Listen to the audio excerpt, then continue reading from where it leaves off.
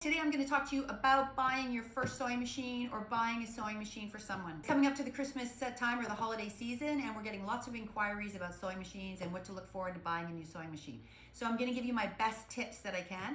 I have been working on sewing machines for the past 40 years, but teaching for the last 14. So I think I got a few good tips.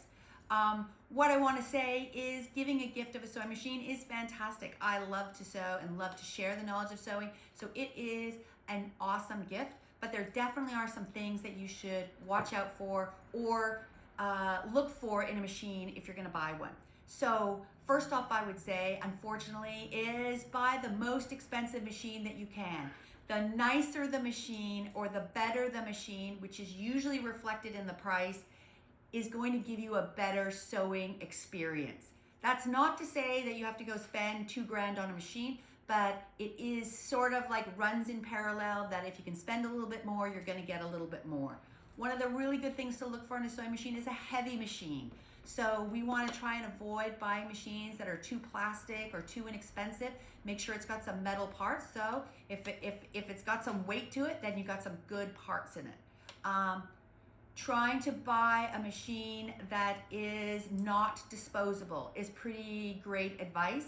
If the machine is like under $300, it's considered a disposable machine in the industry, which means that they don't make replacement parts for it. So you can't normally have it repaired. So if it breaks down, unfortunately, it's the trash bin. So try and get a sewing machine where they make parts for it, that it's repairable if it does get damaged. But also if you buy a really nice machine or a pretty nice machine, you should have no troubles whatsoever with it. You shouldn't have any mechanical problems.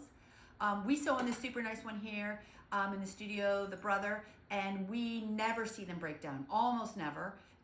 And we have hundreds of hours of sewing on them with hundreds of kids and brand new sewers. So the best machine you can afford is better. Some of the features of a nicer machine are the speed control. And that's both this button on the front that controls how fast the machine goes, but also with a slightly heavier machine or a machine with a really good engine, it will allow the machine to sew slowly as well as fast.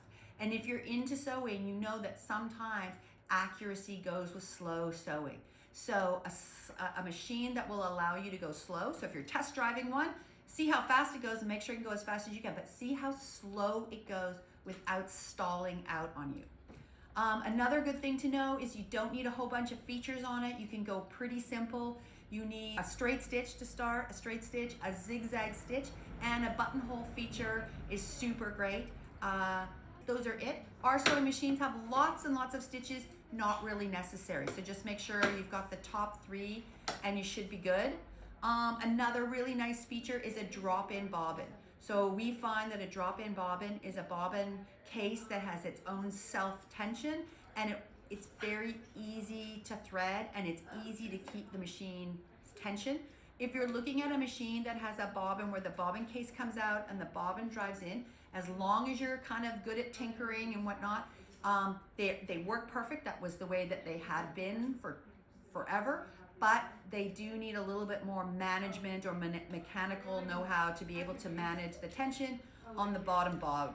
So if you're a brand new sewer or if you're a young sewer, sometimes that can be challenging. The sewing machines come with a lot of feet. If your machine doesn't have a lot, you can always buy more later. You can get them on Amazon. So a couple of extra feet for different features is kind of nice.